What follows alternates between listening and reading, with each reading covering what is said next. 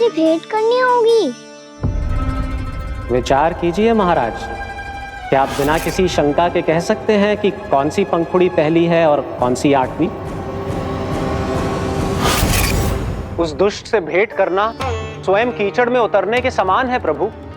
कमल पुष्प प्राप्त करना हो तो कीचड़ में उतरना पड़ता है नारद। आपका आदेश तो मैं स्वप्न में भी नहीं टाल सकता प्रभु। कंस कालियानाग के बारे में जान गया है, पर वो उसका सामना करने का साहस नहीं कर पाएगा। मैं आतुर हूँ प्राप्ति, मूर्ख नहीं। मेरी बुद्धि फिर नहीं गई है। मैं स्वयं उस कालिया जैसे महाविषैले सर्प के सामने खड़ा हो जाऊं और अपने ही काल को आमंत्रित कर लूं। तो फिर अपने लाभ के लिए उसका प्रयोग करने का कोई और उपाय सोचिए स्वामी। कुछ ऐसा कीजिए कि यमुना नदी का पूरा जल विषैला हो जाए और वृंदावन वासी उसका उपयोग करे, और आपका काल कहलाने वाला वो बालक स्वयं काल के गाल में चला जाए। उत्तम उत्तम सुझाव है प्राप्ति। अब मुझे उस कालिया तक पहुंचने का मार्ग ढूंढना होगा, उसको विवश करने का कोई उपाय ढूंढना होगा, क्योंकि व्यक्तिगत रूप से उससे भेंट करना असंभव है। असंभव। आप सही कह रहे हैं प्रभु। कंस में उतना सामर्थ्य नहीं कि वो कालिया नाग का सामना स्वयं कर सके। वैसे तो कालिया गरुड़ देव का भी सम्मान नहीं करता, तो फिर वो कंस का सम्मान क्यों करेगा भला? नहीं करेगा, पर कंस तुम्हारा सम्मान अवश्य करेगा नारद। तुम्हारी बातें भी सुनेगा और मानेगा भी। ये मेरी योजना का बहुत ही महत्वपूर्ण भाग है। तुम कंस के पास जाओ और कहो कि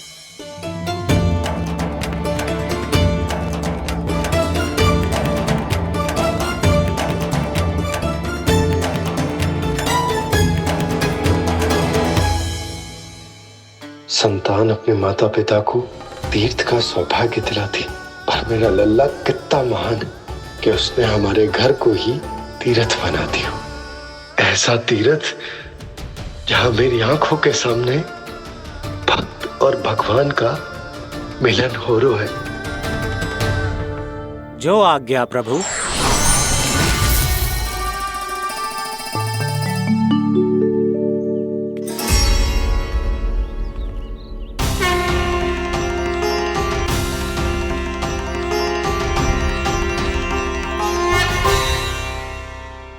बाबा, कान्हा, ये सब क्या चल रहा है? पहले काक भुसुंडी जी और फिर जे नारद जी। क्या योजना बना रहे हो तुम? कान्हा, बताना लल्ला, क्या सोच रहे तू? कान्हा देख, अगर तुझे अपने बाबा को ना बताना हो ना, अपने भक्त को बता दे। क्या सोच रहे हो लल्ला? क्या करने वाले हो आप?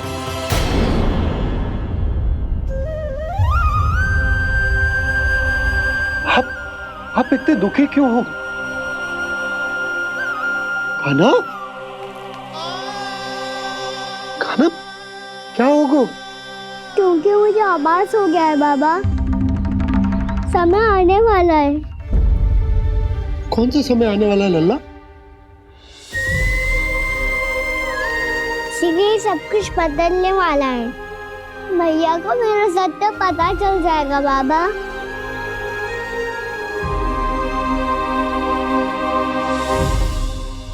पर लल्ला, इसका काक भुसुंडी और कालिया नाग से क्या संबंध है? ऐसा क्या हुआ था और क्या होने वाला है?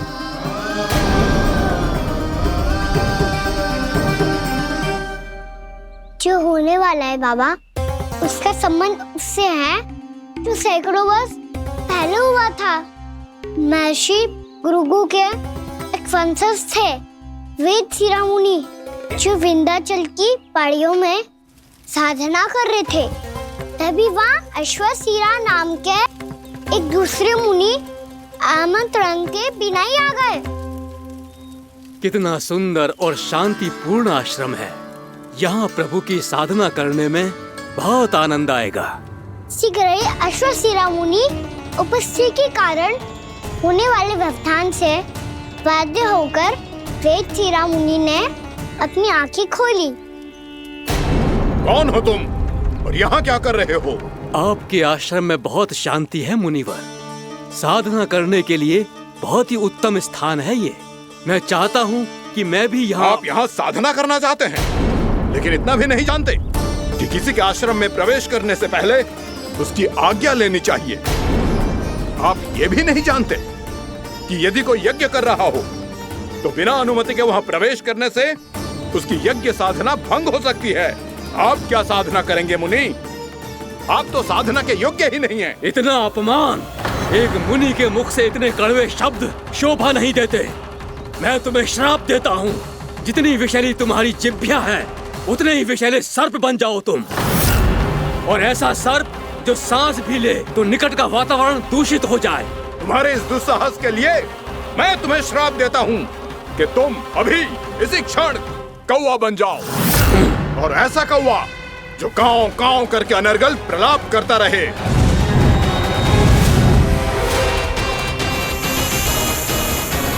ये मैंने क्या किया? ये मैंने क्या किया? क्रोध के कारण दोनों ने एक दूसरे को श्राप दे दिया।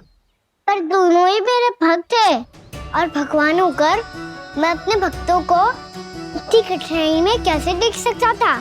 इसीलिए जिस संकट में उन दोनों ने अपने आप को फंसा लिया था, उसका समाधान करने में मैं उनके पास गया। देखिए ना प्रभु, ये क्या हो गया हमसे। हमारी रक्षा कीजिए प्रभु, मार्ग दिखाइए हमें।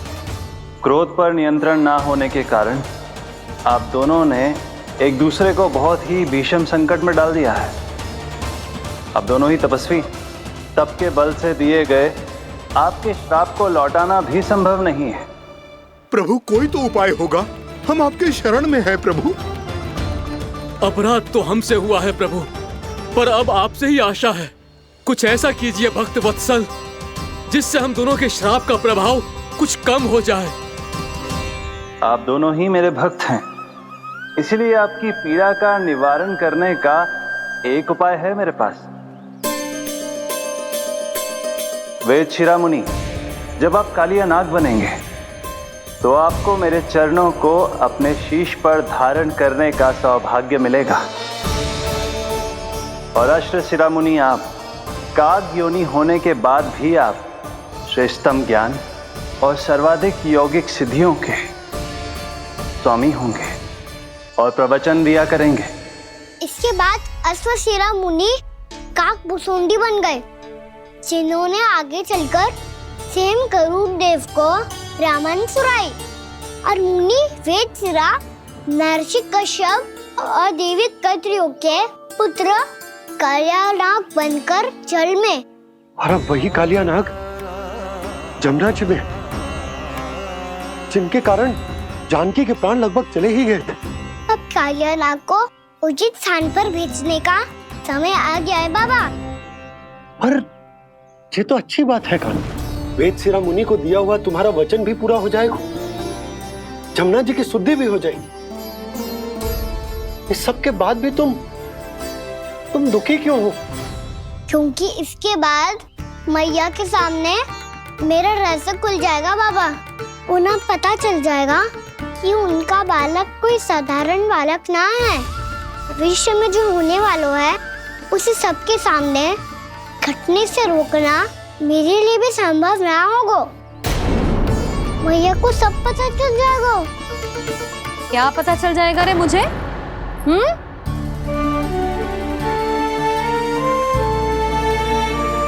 यही कि सबसे अधिक प्रेम मैं आपसे ही करता हूँ। अब बस भी कर, चलो भोजन के लिए बुलाने आई थी तुम दोनों को। भूखा थोड़े ना रहने दूंगी अपने लल्ला को, मेरा लल्ला दुर्बल हो जाएगा ना। आप खिलाओगे तो ही खाऊंगा। हाँ ठीक है, मैं ही खिलाऊंगी। अब चल, आओ जी, चल।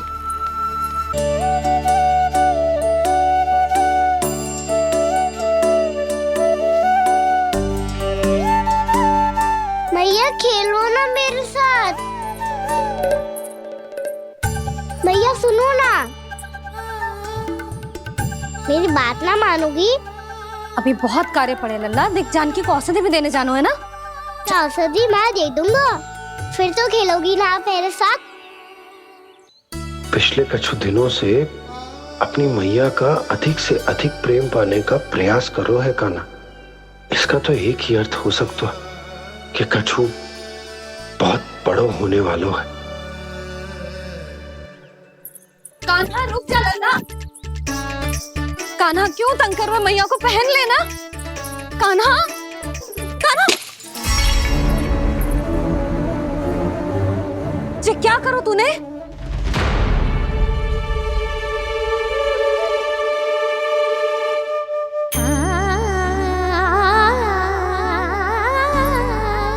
अच्छा ठीक है, अब मुंह लटकाने की आवश्यकता ना है। ये ले।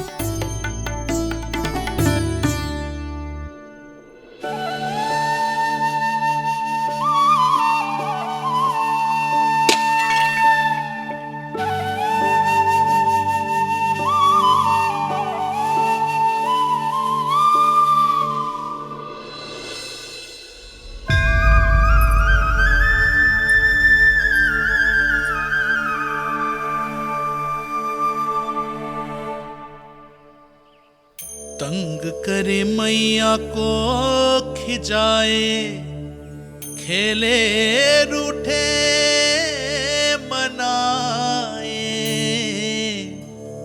लीला अनोखी करके शरारत, कान्हा दंड भी पाए।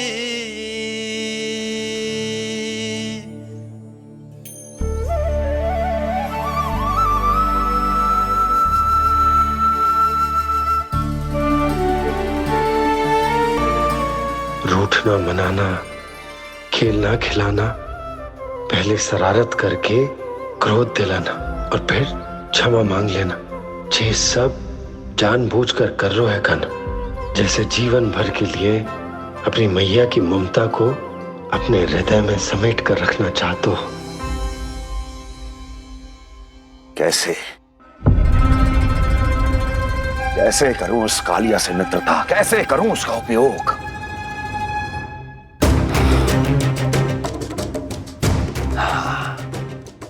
उस पर आक्रमण कर देता और उसे किसी ना किसी तरह से यह विश्वास दिला देता हूं कि यह आक्रमण उस विष्णु अवतार ने किया है। फिर वो क्रोध में आकर सारे वृंदावन वासियों को अपने विष से समाप्त कर देगा। उचित है, ये उचित है।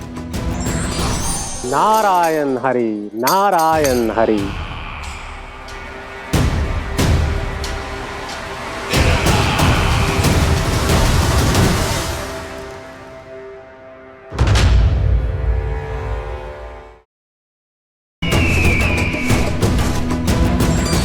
नारायण हरि, नारायण हरि।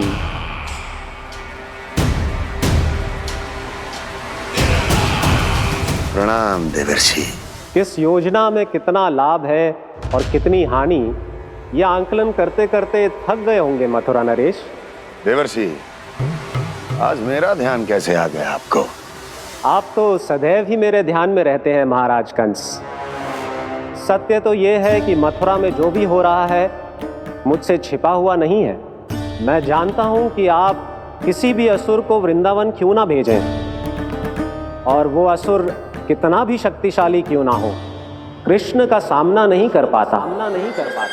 या तो पराजय स्वीकार करके आपके पास लौट आता है, या तो फिर वीर गति को प्राप्त हो जाता है।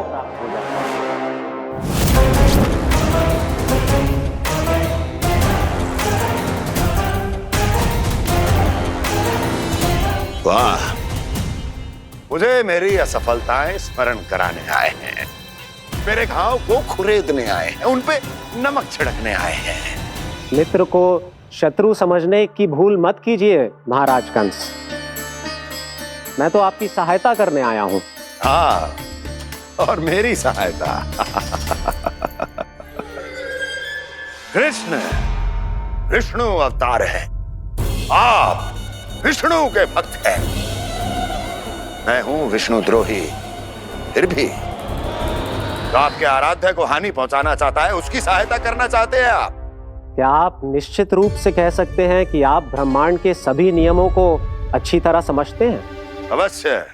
आपके लिए बस इतना ही जानना पर्याप्त होगा कि मैं जो कुछ भी कर रहा हूं उसके लिए मेरे व्यक्तिगत कारण हैं। मैं तो बस आपके हित में पिछली बार की तरह एक सुझाव लेके आया था, पर यदि आप मेरा सुझाव सुनना भी नहीं चाहते तो आपकी इच्छा। नारायण हरि, नारायण हरि। कारण चाहे जो हो, इनके पिछले सुझाव के कारण ही आज मेरे शत्रुओं की संख्या कम है। अन्यथा मैं देवकी के अन्य पुत्रों को भी जीवित छोड़ देता, और आज वो सब अपने भाई के साथ मिलकर उसकी शक्ति को अनेक गुना बढ़ा देते।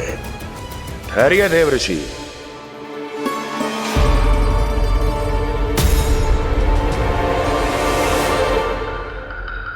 बताइए, क्या सुझाव है आपके पास?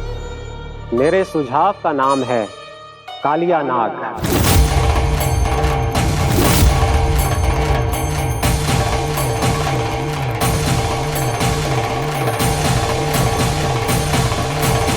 उसके विषय में मैं जानता हूं देवर्षि। तो समस्या यह है कि मैं स्वयं उससे मिलने नहीं जा सकता, उससे भेंट नहीं कर सकता। उस कृष्ण की हत्या के लिए उसको वृंदावन जाने के लिए तैयार नहीं कर सकता। तो मत जाइए उसके सामने, और ना उसे भेजिए कृष्ण के सामने। हर बार आप किसी न किसी असुर को अपने शत्रु के क्षेत्र में भेजते हैं, जहां शत्रु उसका सामना करने के लिए पूरी तरह से तैयार होता है और आपका असुर मारा जाता है। इस बार शत्रु को युद्ध स्थल चुनने का अवसर मत दीजिए महाराज। इस बार योजना का जाल ऐसे बुनिए कि कृष्ण स्वयं उसके पास जाने के लिए विवश हो जाए। कालिया नाग स्वयं काल है, मृत्यु का दूसरा नाम है। उसके विष का उपयोग अपने लाभ के लिए कीजिए महाराज। वैसे कालिया के विष की अधिकता का अनुमान तो होगा ही आपको।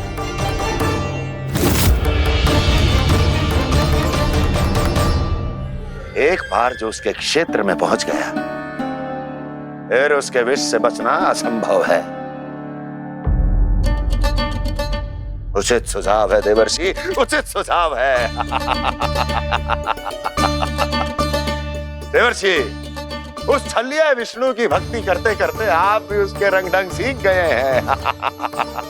उचित है, उचित है।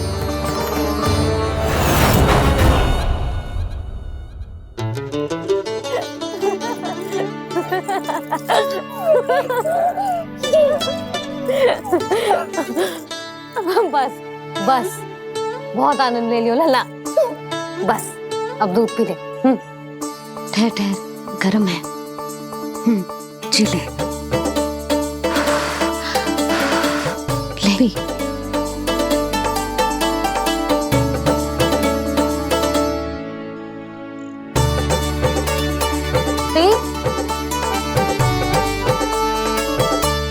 मैं ना होती तो ना जाने क्या हो तो तेरा। अपने आप दूध भी ना पी सकते है, भावला कहीं का। आपकी इस प्रेम के लिए तो मैं धरती पे आया हूँ मैया। मैं भी यही सोच रहा हूँ यशोदा, कि तुम ना होती तो मेरा क्या होता। इसी बात पे थोड़ा दूध और कजू खाने को दे दो। अरे मैं तो भूल ही गई। तनिक ठहर जाओ जी, दूध पी लेना तो आपके लिए भी कछु ले आती हूँ।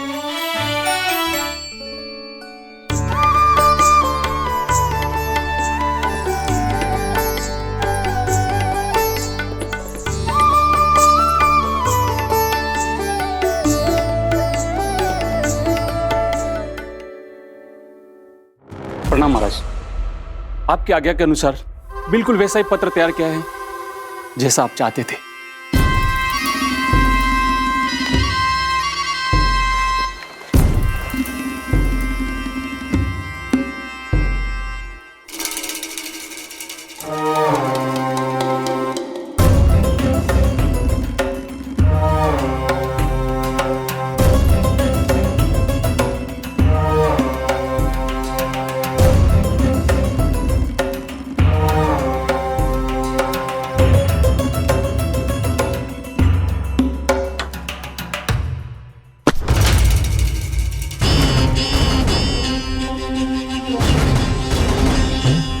कृष्ण जन्म से लेकर आज तक ये मेरी सबसे महत्वपूर्ण योजना है। इसका सफल होना निश्चित है दूत, किंतु केवल वही करना जैसा मैंने कहा है। जाओ।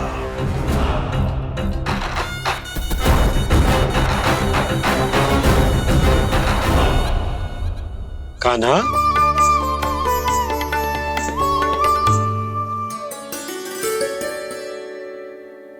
क्या होगा? बाबा, मैं चाहता हूँ कि मैया की स्वमता क्रिस्टल फ्रेम की वर्षा मुझ पे सरतेव ऐसे होते रहे। वो तो होती रहेगी लल्ला। अपने लल्ला के लिए किसी मैया का प्रेम कभी कम हो सकता है भला? नंदराज, वो मथुरा से एक दूत आयो है महाराज कंस का राजपत्र लेके।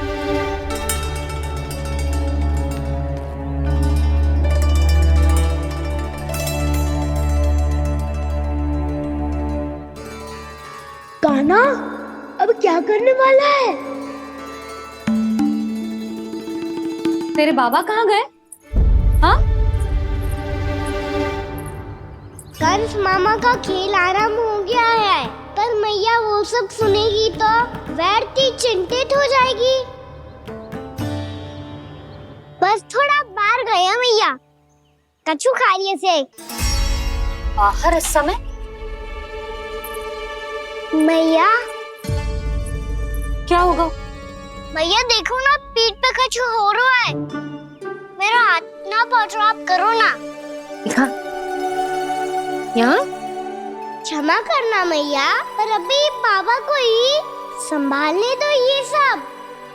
कहिए, क्या संदेश लाए हैं आप? नहीं नंदराज, नहीं। महाराज कंस का आदेश है कि ये संदेश सभी गांव वालों के साथ ही पढ़ा जाए। ठीक है, मैं गांव वालों के सामने पढ़ दूंगा, पर मुझे तो दीजिए पढ़ने के लिए।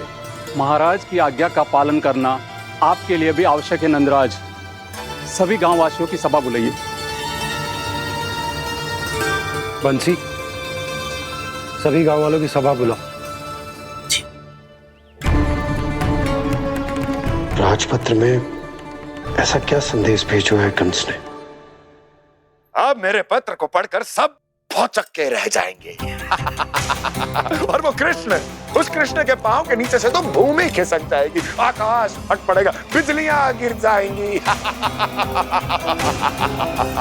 प्राप्ति, ओ प्राप्ति, कंस का पत्र। स्वयं को बहुत अधिक शक्तिशाली समझता है ना वो। अब देखता हूं कैसे वो इस महासंकट का सामना करता है। वो कृष्ण, वो अपनी मृत्यु स्वयं चुनेगा या मृत्यु की वेदी पर चढ़ा देगा प्रिय वृंदावन वासियों को।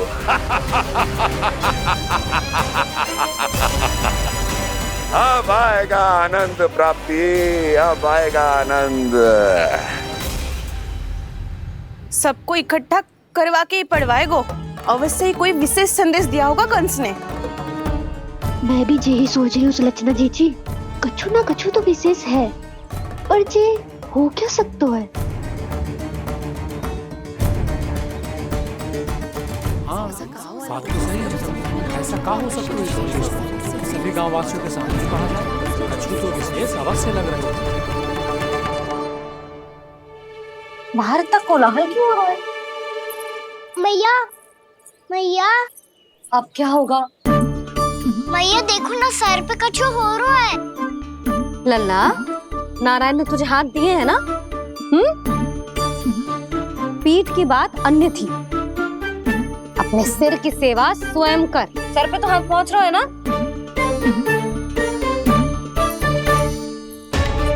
मैया सुनो ना, मैया देखो ना, तीव्र कर कछु हो रहा है। मैया देखो ना, तीव्र कछु हो रहा है।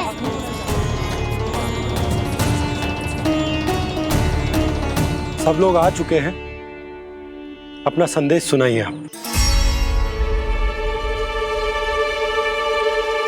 गोपराज नंद और सभी वृंदावन वासियों को सूचित किया जाता है कि मथुरा अधिपति और आप सभी के महाराज कंस ने कल सुबह भव्य पूजा का आयोजन किया है। इसके लिए राज्य को वृंदावन के क्षेत्र के निकट यमुना नदी के मध्य में खिलने वाले 1 कोटि कमल के पुष्पों की आवश्यकता है। इसीलिए आप सभी को यह आदेश दिया जाता है कि ये सभी कमल के पुष्प प्रथम पहर से पहले राजसभा में पहुंचा दिए जाए। सारे वो भी प्रथम पहर से पहले कैसे हो सकते हैं? यदि आप ऐसा करने में असफल रहे तो इसे राज आज्ञा का उल्लंघन माना जाएगा और राजद्रोह के आरोप में आप सभी को कड़े से कड़ा दंड दिया जाएगा। स्मरण रहे, यदि कल की पूजा में इन 1 कोटि कमल के पुष्पों का ना पहुंचने के कारण कोई व्यवधान आया तो समस्त वृंदावन वासियों को दोषी माना जाएगा और पूरे गांव को निवासियों सहित धूल में मिला दिया जाएगा। कल प्रथम पहर तक का ही समय है आप सबके पास।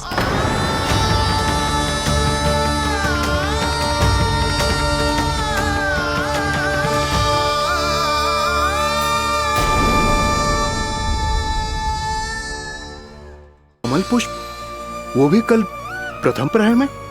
ऐसे कैसे संभव है? और कोई साधारण पुष्प ना, यमुना नदी के मध्य खिलने वाले विशेष कमल के फूल चाहिए उन्हें। लेकिन यमुना नदी में तो कालिया नाग ने विष घोल के रखा है, तो फिर कैसे हो पाएगा? यह संभव है। हमारी मृत्यु का संदेश भेजा राजा कंस ने। सदैव की भांति इस समस्या पर भी गांव के बड़े ही विचार करेंगे। बालकों का यहाँ होना उचित ना है।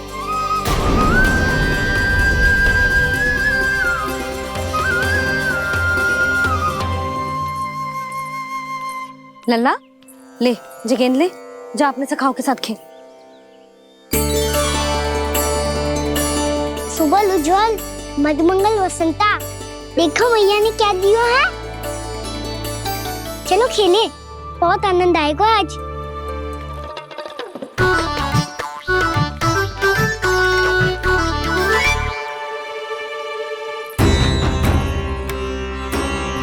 भानु, बंसी, जाओ और शीघ्र ही वो घेरे का कार्य समाप्त करो।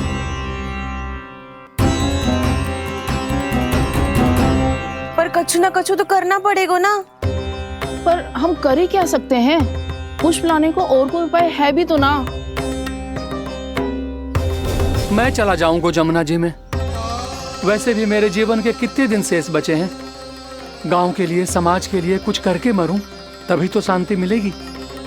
ना काका, यदि आप उस विषैले जल में छलांग लगा भी दोगे, किंतु 1 कोटि कमल पुष्प एकत्रित कर पाना आपके लिए संभव ना है। इससे अच्छा है कि मैं चला जाऊं। यदि मैं मर भी गया तो मेरे पीछे रोने वाला कोई ना है। किसी को कहीं जाने की आवश्यकता ना है। गोप नरेश होने के नाते ये मेरा कर्तव्य है कि मैं आप सबकी रक्षा करूं। नंदराज, आपको जाना है तो जाओ। हरिया, काका, भैया सब चले जाओ। लेकिन आपको पता है वहाँ का जल कितना विषैला है। आप लोग एक क्षण भी जीवित नहीं रह पाओगे। फिर कैसे इकट्ठा करेंगे 1 कोटि कमल पुष्प? आप बात तो सही कह रही हैं शांति। उस दुष्ट कंस ने ऐसी मांग रख के हम सबको फंसा दिया। हम में से कोई भी क्यों ना चला जाए और इस संकट का समाधान ना निकले को। कान्हा, बताना कौन सा खेल खेलें? गेंद पकड़ खेलते हैं। पर एक बात सुन लो सब, कोई भी तीव्र गति से ना फेंकेगा गेंद को। भैया ने फ्रेम बनाई है मेरे लिए। सब तैयार हो? हाँ।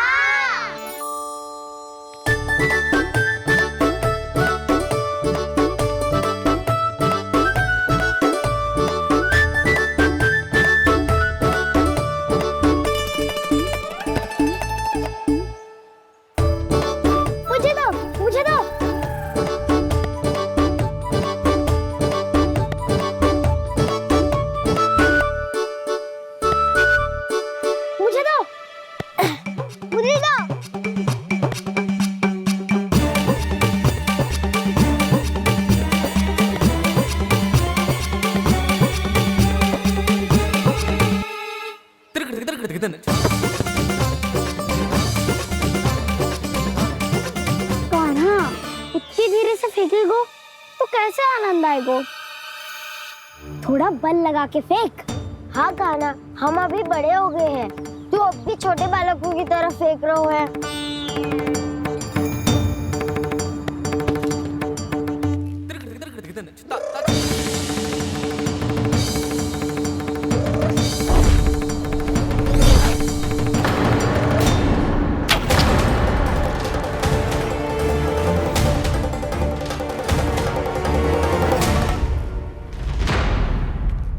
दीदी जी क्या करो कान्हा, गेंद तो डूब गई।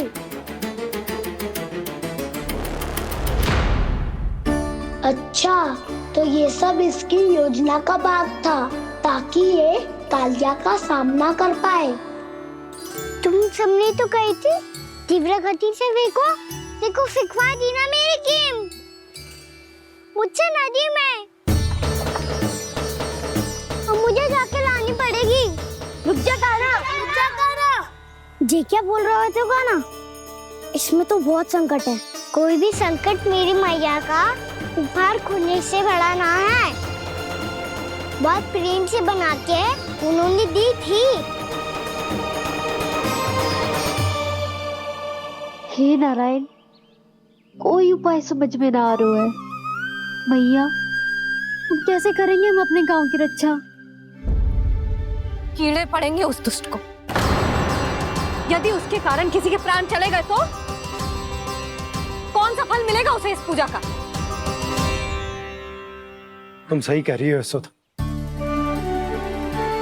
हमारे पास कोई और दूसरा विकल्प भी तो ना है। यदि हमने मथुरा की राज आज्ञा का पालन ना किया तो इसका दुष्परिणाम पूरे गांव को भुगतना पड़ेगा।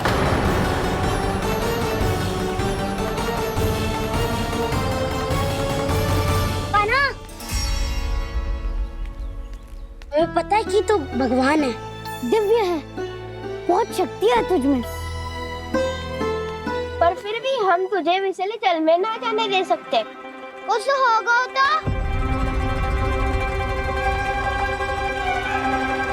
तुम सब इतनी हट कर रहे हो तो ठीक है, ना जाऊंगा। गेंद कहाँ गिरी है, कितनी दूर गई है, ये तो देख लूं, ताकि उसे बाहर निकालने का कोई उपाय ढूंढ पाऊं।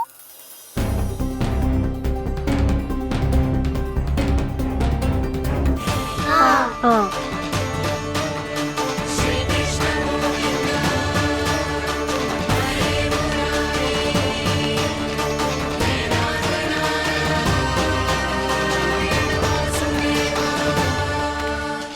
कान्हा की ये लीला तो समझ ही नहीं आ रही। पहले इसने देवश्री नारद को मथुरा जाकर कंस को भड़काने के लिए कहा, फिर स्वयं ही दुखी भी हो गया कि अब इसका रहस्य सबके सामने खुल जाएगा। और अभी स्वयं ही तो इसने कहा था कि गेंद बहुत महत्वपूर्ण है, फिर स्वयं ही उसे नदी के विषैले जल में फेंक दिया।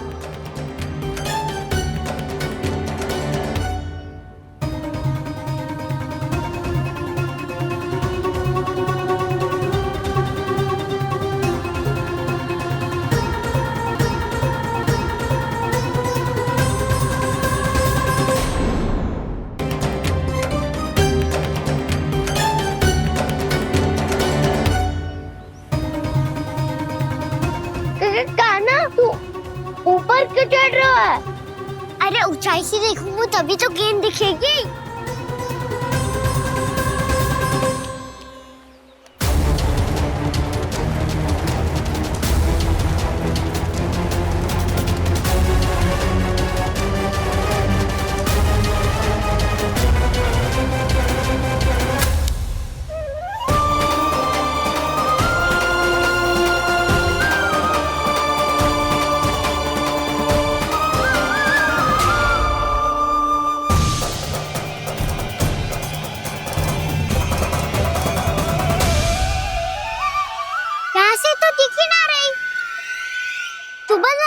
फेंकी थी ना?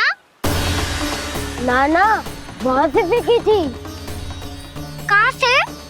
देखा ना, वहाँ से। समझ ना आ रहा, ठीक ठीक बताना कहाँ से फेंकी थी?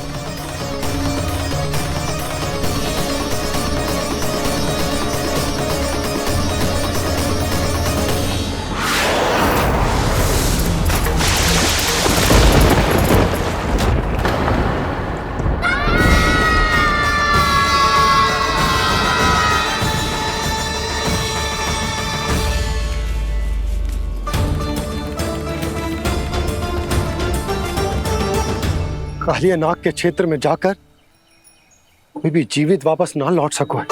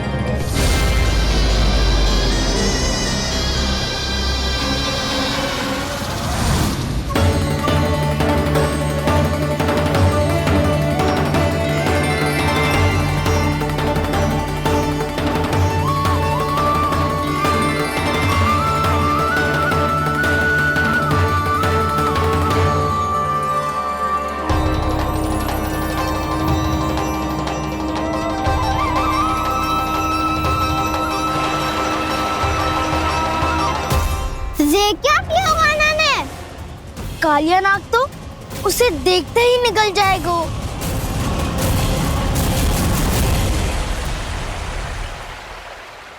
तो आरंभ से अब तक सब कुछ उसकी लीला का ही भाग था।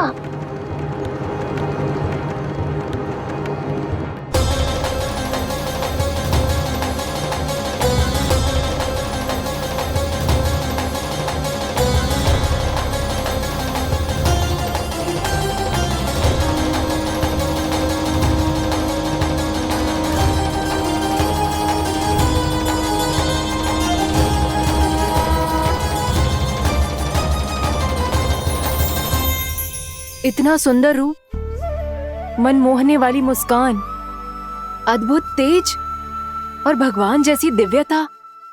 कौन हो तुम? हाँ, तुम्हें देखकर तो हम सब सम्मोहित ही हो गए।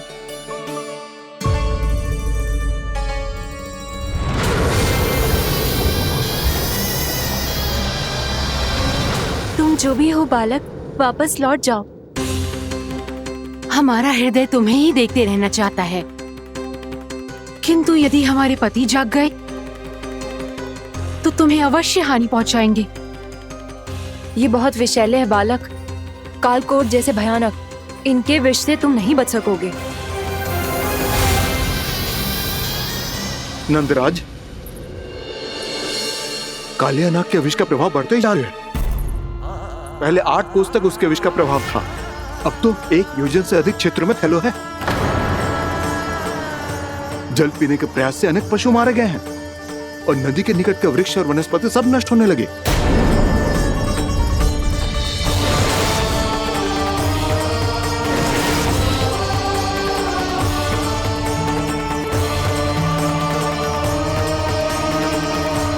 इनके विष की तीव्रता इतनी अधिक है बालक कि इनके संपर्क में आने वाले को तड़पने का भी अवसर नहीं मिलता। इनके विष की अग्नि क्षण भर से भी कम समय में प्राण वायु को जलाकर राख कर देती है।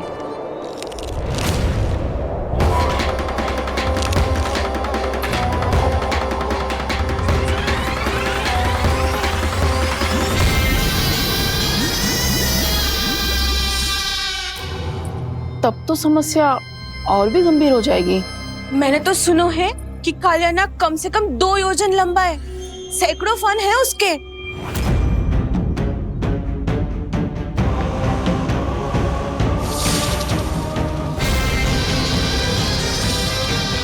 इसका अर्थ तो ये है कि हम दोनों ओर से फंस गए। एक और कंस को 1 कोटि कमल पुष्प देने जो कि कालियानाग के क्षेत्र में पड़ते हैं, और दूसरी ओर उस कालियानाग का विष यमुना जी के क्षेत्र में बढ़ता ही जा रहा। इसके कारण हम ही नहीं, निर्दोष पशु पक्षी भी संकट में।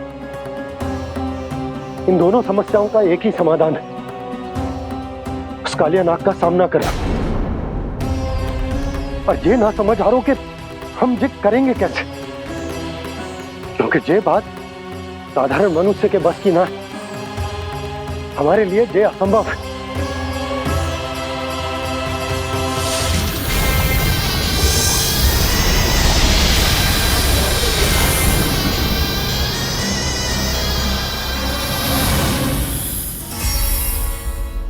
अब तो तुमने अपनी आंखों से भी देख लिया बालक, ये कितने विषैले हैं। नींद में भी विष उगलते हैं। इससे पहले कि तुम्हें कुछ हो जाए, चले जाओ यहाँ से, मान लो हमारी बात। आप सब मुझे जानती भी नहीं और फिर भी मेरी इतनी चिंता कर रही हैं आप। माँ की ममता भेदभाव नहीं जानती। तुम भी किसी के पुत्र हो और हम सब भी माँ हैं।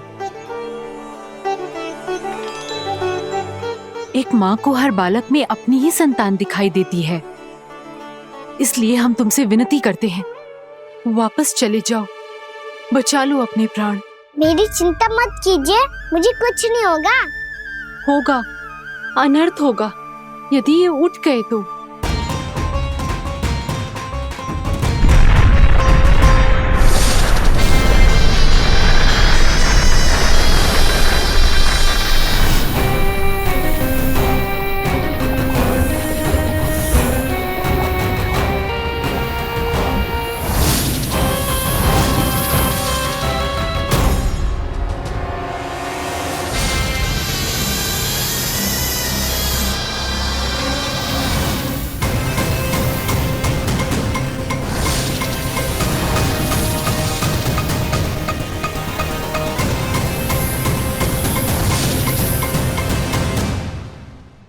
सामने होते हुए भी अपने इश्क को केवल वही देख सकता है जो अपना अभिमान त्याग चुका हो।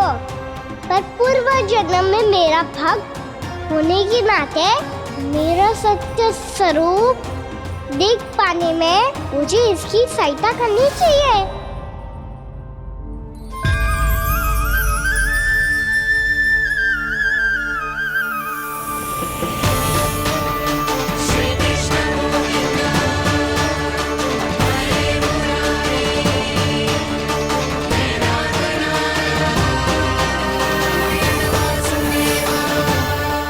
देखो हमारा छोटा सा कान्हा कैसे डट के खड़ा हुआ है, इतने विशालकाय, इतने महाभयंकर सबके सामने।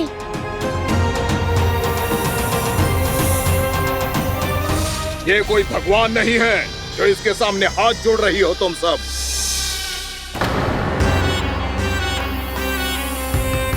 एक सामान्य साधारण बालक है ये, जो ये तक नहीं जानता कि इसके सामने है इसका काल, कालिया।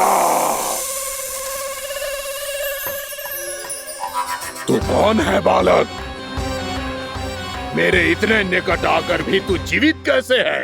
मेरी नहीं, अपनी चिंता करो कालिया। बहुत मनमानी कर ली तुमने। अब बस मैं तुम्हें रोकना हूँ। अब बस मैं तुम्हें रोकना हूँ। बित्ते भर का है तू, मेरे विष के बारे में जानता ही क्या है? और कहता है मुझे रोकने आया है। किससे? किससे रोकना चाहता है तू मुझे? मुझे क्रोध दिलाने की भूल मत कर बालक। अपनी फुंकार से ही तेरी इस मुस्कुराहट को अंतिम मुस्कुराहट बना सकता हूं मैं। शीघ्र बता, कौन है तू और किसने भेजा है तुझे? तुम्हें आवाज भी है कि अपनी पुकारों से तुम कितना विष भूल चुके हो। पवित्र यमुना नदी को कितना दूषित कर दिया तुमने। और यही नहीं, तुम्हारे कारण निकट के जीव जंतुओं, वृक्ष, वनस्पतियों सबको हानि पहुंच रही है। तो क्या, मुझे उससे क्या? मुझे है आप पति हाँ मुझे। तुम्हारे इस व्यवहार से और इसीलिए तुम्हें यहाँ से जाना होगा।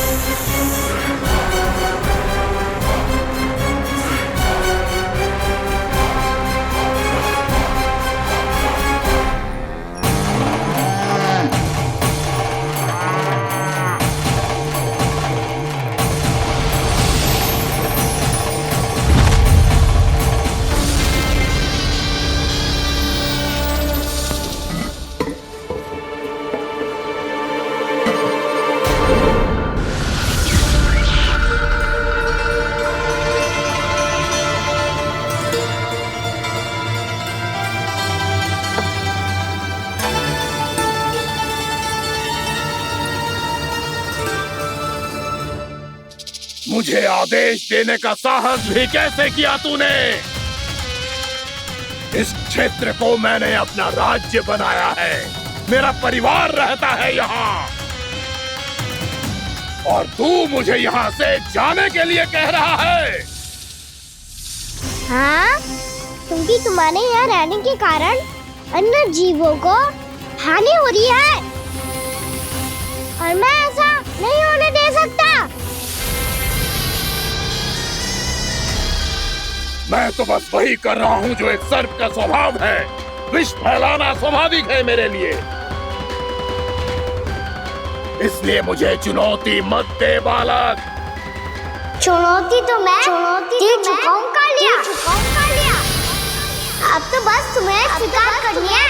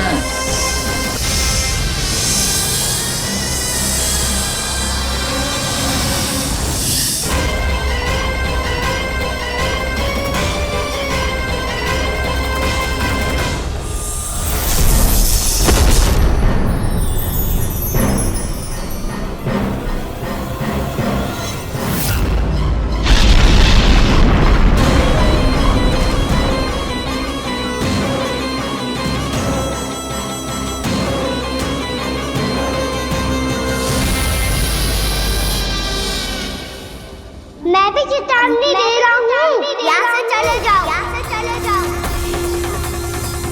अपनी भूल को पहचानो कालिया, तुम जो कर रहे हो अनुचित है।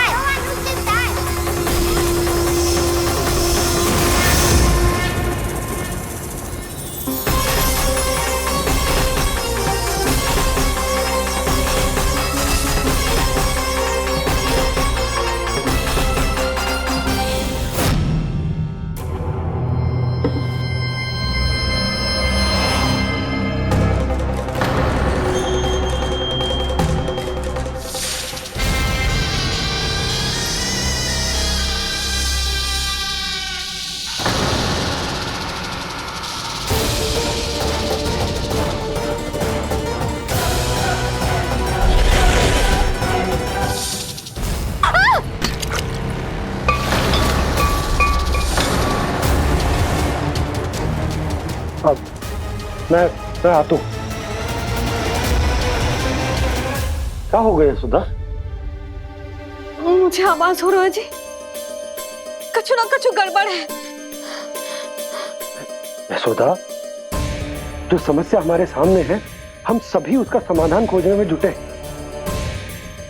तो तुम विश्वास करो, मैं कोई ना कोई समाधान अवश्य ढूंढ लूंगा। हम कैसे भी करके वो कमल के पुष्प उस कंस तक पहुंचा देंगे। नाना, समस्या उससे कहीं अधिक है, उससे कहीं अधिक बड़ी, उससे कहीं अधिक भयानक है।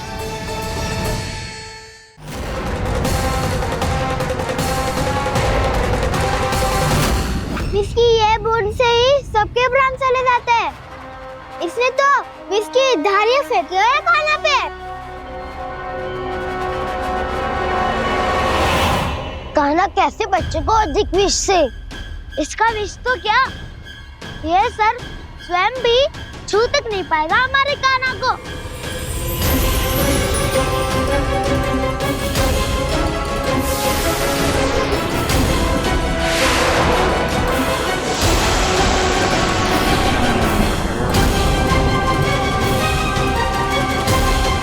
तुम्हारे सखा को, मेरे भाई को कोई हानि नहीं पहुंचा पाएगा। ये कान्हा का सत्य चाहे जो हो बलराम, पर अभी तो जो एक बालक ही है ना। देखो कैसे विष के कारण स्थिर हो गया है।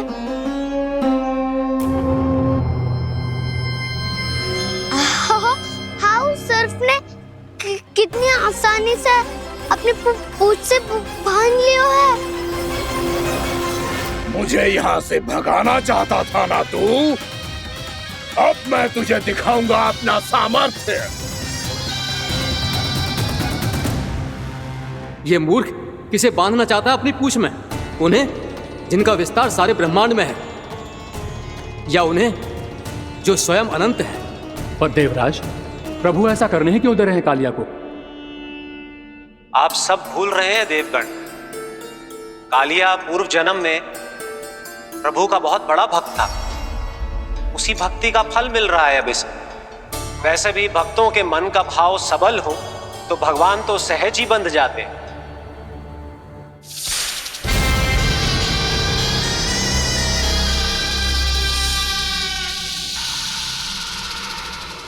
बलराम, तुमने ही तो कही थी कान्हा को कछु ना होगो। देखो उस दुष्ट ने चारों ओर से जकड़ लियो है।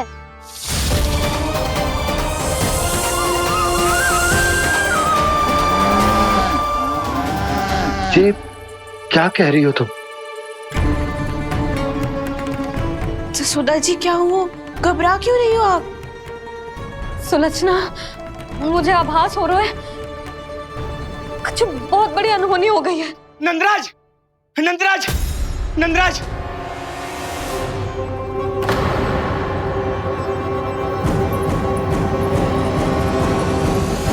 नंदराज, कान्हा ने जमदग्नि नदी में छलांग लगा दी है। कान्हा ने जमदग्नि नदी में छलांग लगा दी है। कान्हा ने जमदग्नि नदी में छलांग लगा दी है। कान्हा जमुना में कूद गया है। मुझे लगा था आज कछु गड़बड़ होने वाली है। मुझे आज कान्हा को ना जाने देना चाहिए था।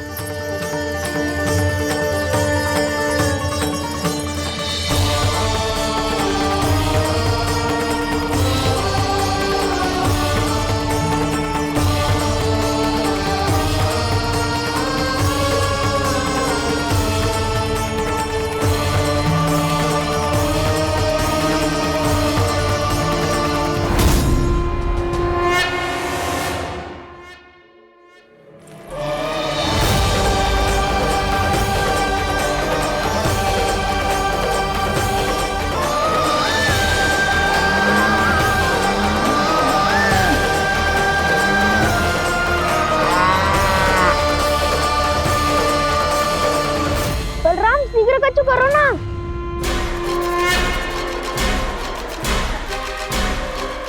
कछु भी करो पर कान्हा को बचाओ। नाग बहुत भयंकर है। कान्हा अकेले ना संभाल पाएगा इसे।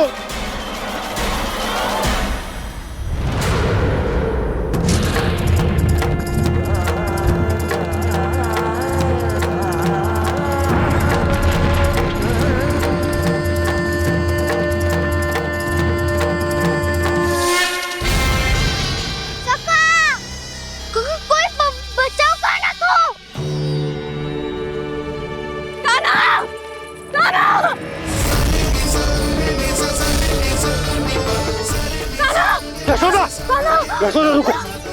छोड़ दो मुझे, प्लीज छोड़ दो मुझे। जीजी संभालो, बावली हो गई है। जीजी संभालो। कान्हा, कान्हा।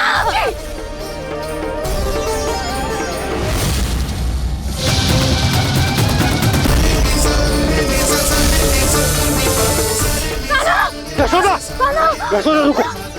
छोड़ दो मुझे, प्लीज छोड़ दो मुझे। जीजी संभालो, बावली हो गई है। जीजी संभालो। कान्हा, कान्हा। देखो अब कैसे तुम्हारे अस्थियों को तोड़कर छोटे छोटे टुकड़ों में बदल दूंगा मैं।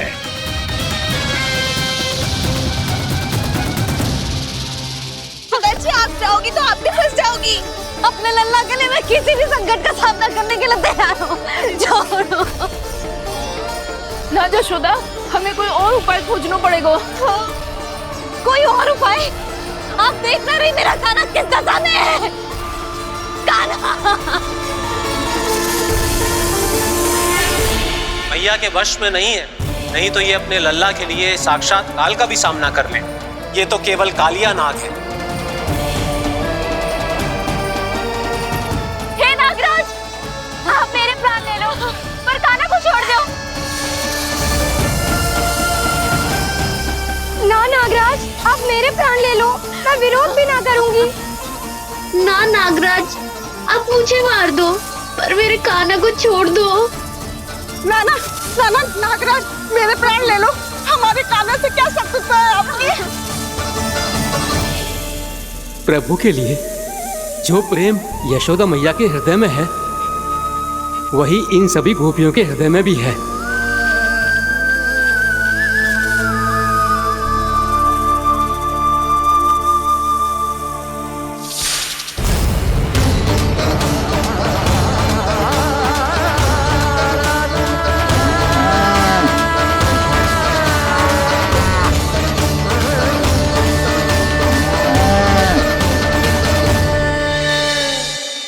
यशोदा, यशोदा,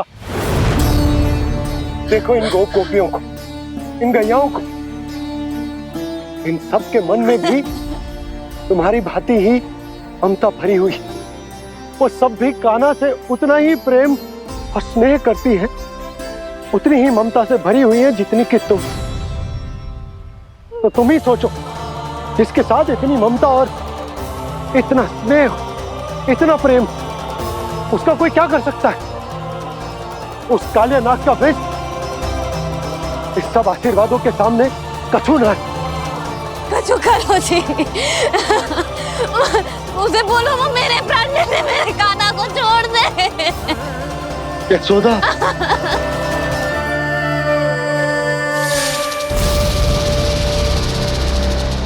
केवल इन्हीं में नहीं देवराज, नाग पत्नियों के हृदय में भी ममता का वही प्रेम उमड़ रहा है। देखिए। मैं आपके हाथ जोड़ती हूँ स्वामी, इस बालक को छोड़ दीजिए। ये अवश्य ही कोई दिव्य आत्मा है स्वामी। हम आपसे विनती करते हैं स्वामी, इस नन्हे बालक को हानि मत पहुंचाइए स्वामी। मेरी पत्नियां मेरे ही शत्रु के लिए विनती कर रही हैं। अब यदि इसके पक्ष में एक शब्द भी कहा तुम सबने, तो मैं इस बालक से पहले तुम सबके प्राण ले लूंगा। हो रहा प्रसन्न नाग कालिया, विजय को निश्चित जान। रोते बिलखते व्याकुल सब, संकट में देख कान्हा के प्राण।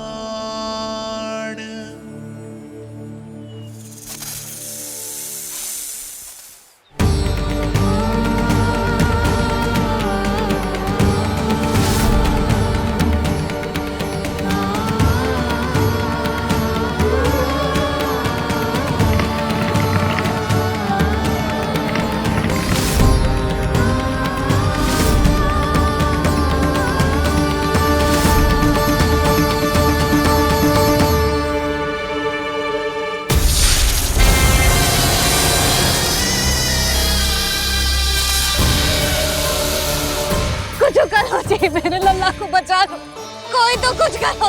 जीजी संभालो यशोदा। यशोदा, यशोदा तुम शांत हो जाओ, मैं कान्हा को वापस लेकर आऊंगा। मैं रक्षा करूंगा उसकी। ना नंदराज, नंदराज नहीं, कम से कम आप तो समझो नंदराज, कालिया के पास आप जाओगे तो आप भी फंस जाओगे।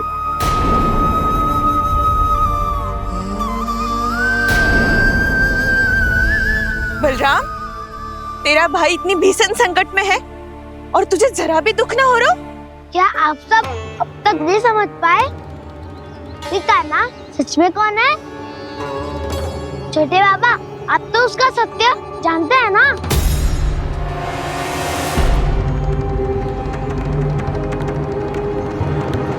मानता हूँ कि आप सब कान्हा के रहस्य के बारे में नहीं जानते, पर क्या उसके जन्म से आज तक घटी एक से बढ़कर एक विचित्र घटनाओं को भी भूल गए हैं आप सब?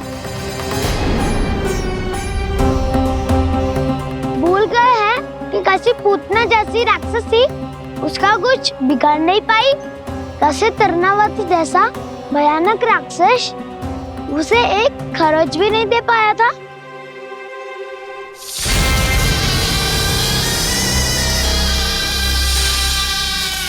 आप सबने अपनी आंखों से देखा था ना, बकासुर से कान्हा की रक्षा करने देवता स्वयं आए थे, पर सत्य तो ये है कि वो सभी देवता भी उस असुर के सामने असमर्थ हो गए थे। तब कान्हा ने बहुत ही आसानी से उस भयंकर असुर का वध किया था, एक ही बार में धराशायी कर दिया था उसे। तो आप सभी सोचिए, बार बार ऐसे असाधारण कार्य करने वाला बालक साधारण कैसे हो सकता है? अब तो आरंभ से ही सारा सत्य जानते हैं छोटे बाबा। रहस्य छुपाने में सदैव कान्हा की सहायता करते आए हैं आप, और आज आप स्वयं ही उसके सत्य को भूल रहे हैं। और तुम सब भी तो जानते हो कान्हा की शक्तियों के बारे में, तो क्या तनिक भी विश्वास ना है अपने सखा पे? बलराम, जे तू क्या कह रहा है? मैंने जो कहा उसका एक एक शब्द सत्य है छोटी माँ। यदि प्रभु की इच्छा हुई तभी कुछ ही क्षणों में सब कुछ अपनी आंखों से स्वयं अनुभव कर लेंगे आप।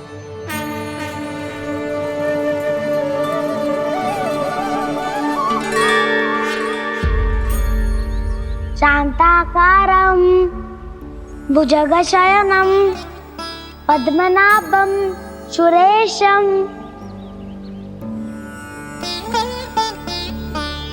विश्वाधारं गगनसदृशं मेघवर्णं शुभांगं लक्ष्मीकान्तं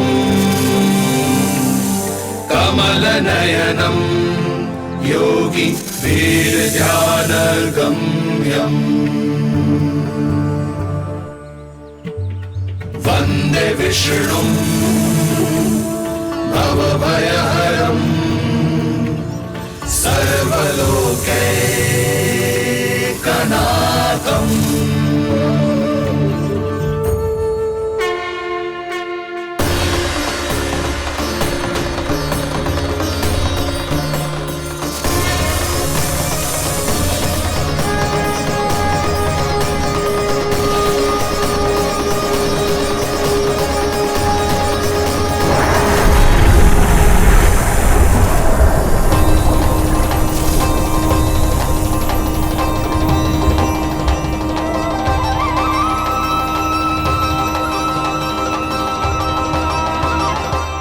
तुझे क्या लगता है बालक कि तू मेरी जगत से निकल गया तो अब बच जाएगा तू?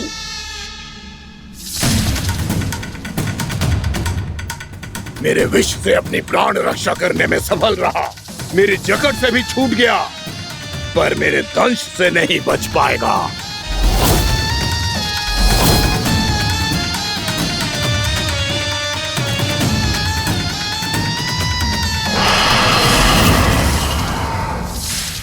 अब भय से भाग रहा है, पर मैं तुझे मृत्यु देकर रहूंगा।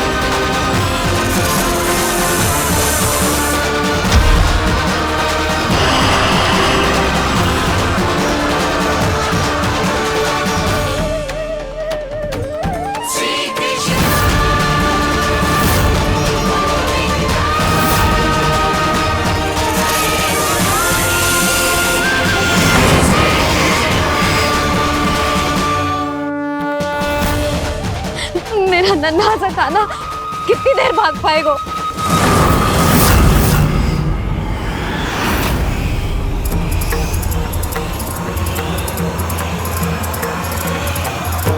और कितनी प्रतीक्षा करोगे मेरी भक्त कालिया? भक्त नहीं, काल हूँ मैं तेरा। जब अहंकार का मुकुट बुद्धि को ढक लेता है तो भक्त अपने भगवान को भी नहीं पहचान पाता। व्यर्थ की पहेली में मत उलझा बालक। ना मैं भक्त हूँ और ना तू भगवान।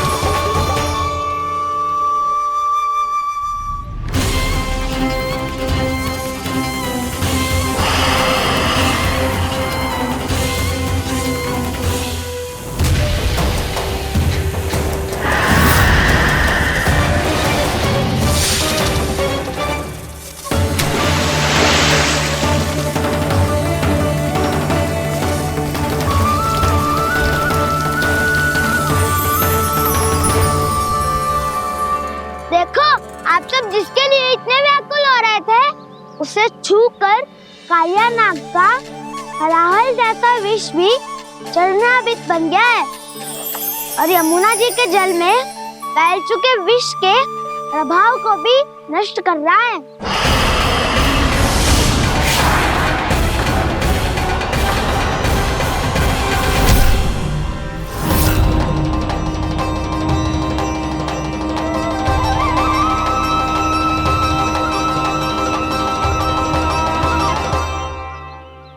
धर्म रक्षक अधर्म विनाशक प्रभु श्री कृष्ण का कौशल सचमुच अद्वितीय है। नारायण नारायण।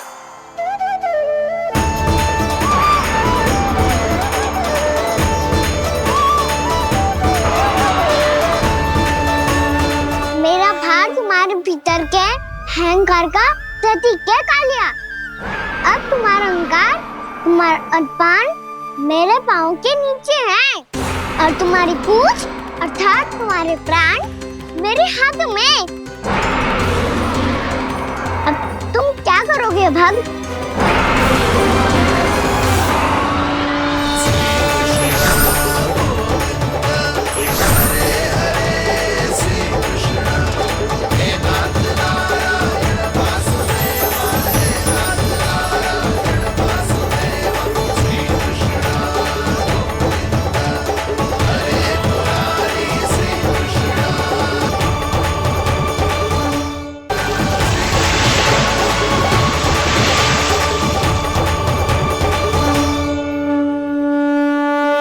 प्रभु, भले ये आपको पहचानने में असमर्थ हो, पर हम सब ने आपको पहचान लिया है।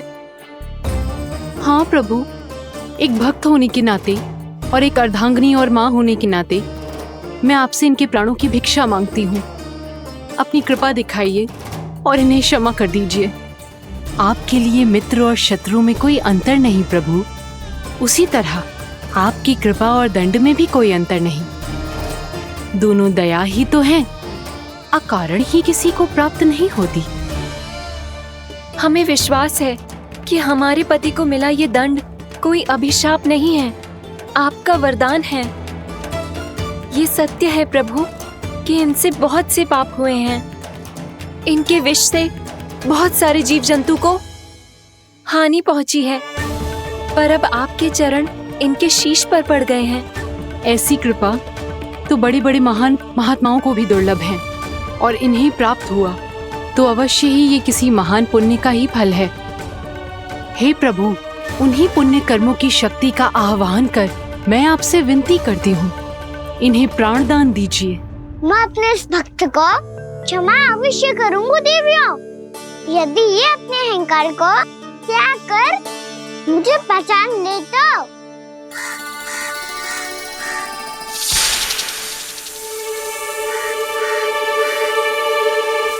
मैं तुम्हें श्राप देता हूँ, जितनी विषैली तुम्हारी जिह्वा है उतने ही विषैले सर्प बन जाओ तुम।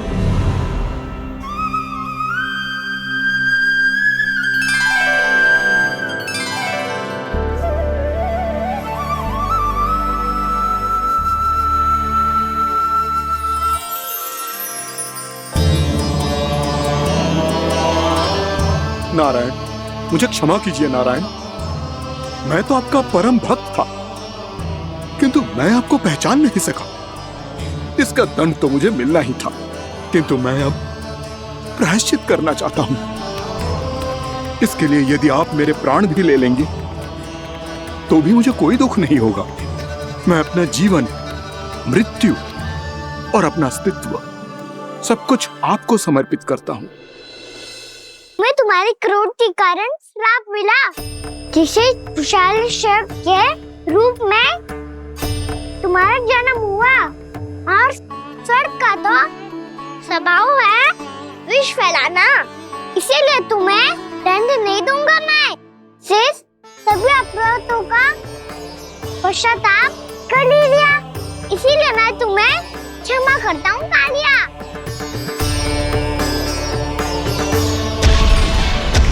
पर तुम्हें यहाँ से दूर समुद्र के बीच जाकर रहना होगा, जहाँ किसी निर्दोष का जीवन तुम्हारे विष से प्रभावित न हो। मैं चाहकर भी आपकी इस आज्ञा का पालन नहीं कर सकता। मैं असमर्थ हूँ प्रभु, क्योंकि यदि मैं इस क्षेत्र को छोड़कर गया तो मेरी मृत्यु निश्चित है। आपसे क्या छुपा है प्रभु? आप तो जानते हैं कि सर्प जाति और आपके वाहन गरुड़ के बीच अनंत शत्रुता चल रही है, जिसका प्रारंभ नागों के द्वीप नागालय से हुआ था। उस द्वीप पर छोटे जीवों को निगल जाने के लिए सर्प थे, और गरुड़ को सर्पों का स्वाद बहुत प्रिय था, इसलिए वो बार बार नागद्वीप जाने लगा था। पर इस कारण पूरी सर्प जाति उससे आतंकित हो गई थी, इसलिए जब भी गरुड़ वहाँ पहुँचता तो सभी सर्प छिपने लगते। जब गरुड़ को इसका आभास हुआ तो उसे बड़ा क्रोध आया, और वो उत्तेजना में भरकर सर्पों का शिकार करने लगा। भूख ना होने पर भी उन्हें मारने लगा। अब सर्पों के प्राण हरना उसके लिए खेल बन गया था। इस भीषण समस्या का समाधान ढूंढने के लिए पूरी सर्प जाति महान सर्प वासुकी के सामने इकट्ठी हुई। हे महान वासुकी, हमारी सहायता कीजिए। नागद्वीप पर गरुड़ ने आतंक मचा दिया है। पहले तो वो हमें अपना भोजन बनाता था, लेकिन अब हम उसके खेल का साधन बन चुके हैं। भूख हो या ना हो, जब तब आकर वो हमारे प्राण हर लेता है। अनुचित हिंसा के इस प्रथा का आरंभ सर्पों ने ही किया है। पहले आप सबने पूरे द्वीप पर अधिकार कर लिया, फिर आहार के साथ साथ आनंद के लिए भी आप सभी ने निर्दोष जीवों की हत्या की। और जब सृष्टि का संतुलन बनाए रखने के लिए गरुड़ आपको अपना आहार बनाने आया, तो आप सब अपने प्राणों की रक्षा के लिए छिपने लगे। तो फिर गरुड़ का उत्तेजित होना तो स्वाभाविक ही था। नागनाथ, जो हमने अन्य जीवों के साथ किया वही अब हमारे साथ हो रहा है, परंतु ये भी तो सृष्टि के संतुलन के विरुद्ध ही है ना? अवश्य है, इसलिए मैं गरुड़ से चर्चा करूंगा। धन्यवाद प्रभु।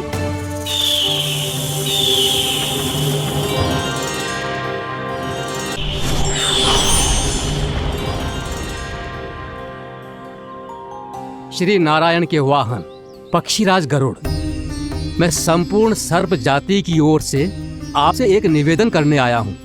कहिए, क्या कहना चाहते हैं आप? हे पक्षीराज, यदि आप हम पर ऐसे ही आक्रमण करते रहे तो शीघ्र ही हमारी प्रजाति समाप्त हो जाएगी। इसीलिए हमारी आपसे विनती है, यदि आप उचित समझें तो सर्पों के किसी एक घर से हम आपको एक सर्प प्रतिदिन अर्पित करेंगे। आप उसको आहार बनाइए और अन्य सर्पों को जीवित रहने का अधिकार दीजिए। मुझे स्वीकार है। तब से प्रतिदिन किसी एक घर से एक सर्प गरुड़ के भोजन के लिए भेजा जाने लगा। समय के साथ मेरे घर की भी बारी आई, परंतु मैंने एक बहुत बड़ी भूल कर दी। समय आ गया है स्वामी, आज गरुड़ के आहार के लिए इसे चुना गया है। कौन है यह गरुड़ और क्यों दूं मैं इसे कोई भेंट? स्वामी, सभी सर्प राज्यों और गरुड़ के बीच में यही समझौता हुआ है, हमें इसका सम्मान करना ही होगा। मैंने कोई समझौता नहीं किया, मैंने कोई वचन नहीं दिया और ना ही मैं किसी गरुड़ से भयभीत होता हूँ। यदि इस राज्य में किसी को सर्पों को अपना आहार बनाने का अधिकार है तो वो केवल मुझे है। अब से गरुड़ को दी जाने वाली हर भेंट मुझे दी जाएगी, महाविषधारी महान नागराज कालिया को। यह और कुछ नहीं, मेरा अभिमान था प्रभु, और यह मेरे इस जन्म की सबसे बड़ी भूल थी, क्योंकि फिर जब गरुड़ को इस बारे में पता चला तो। कालिया, अभिमान में आकर तूने अपने काल को ललकारा है। जिस कालिया के नाम में ही काल छिपा है, तू उसे ललकारने का दुस्साहस कर रहा है गरुड़। स्वयं को भगवान विष्णु का वाहन कहता है तो वाहन का ही कर्म कर।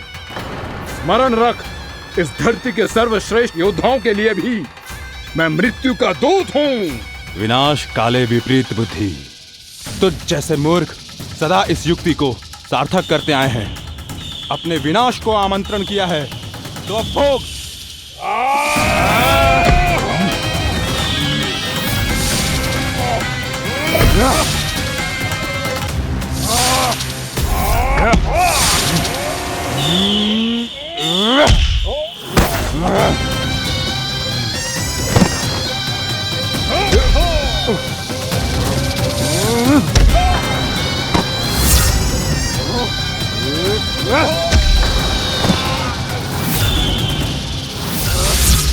जिसने मेरा भोजन चुराने की धृष्टता की है वो इसी योग्य है। तू मुझे जानता नहीं है गरुड़, मैं महाविषधारी नाग कालिया हूँ। तेरा इतना दुस्साहस कि तूने मुझ पर चरण से प्रहार किया।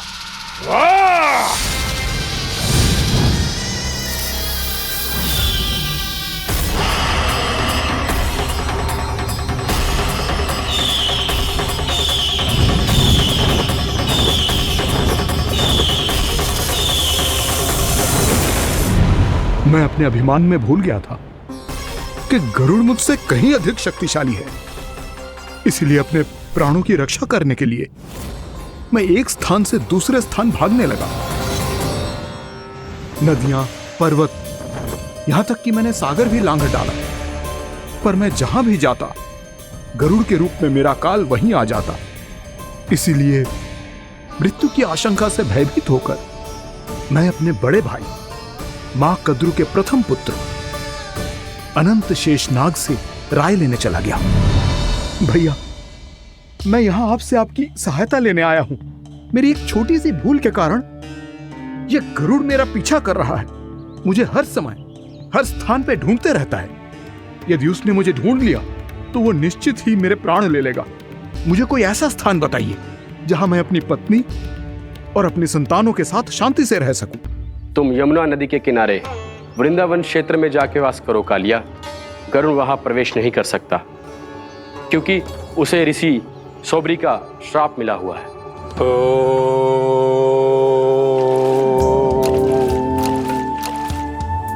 ध्यान और तपस्या का नित्य कर्म करते हुए ऋषि के मन में मछलियों के प्रति प्रेम भाव इतना बढ़ गया कि वो भूल गए सभी जीव खाद्य श्रृंखला का भाग होते हैं और मछलियां भी इस नियम की अपवाद नहीं है।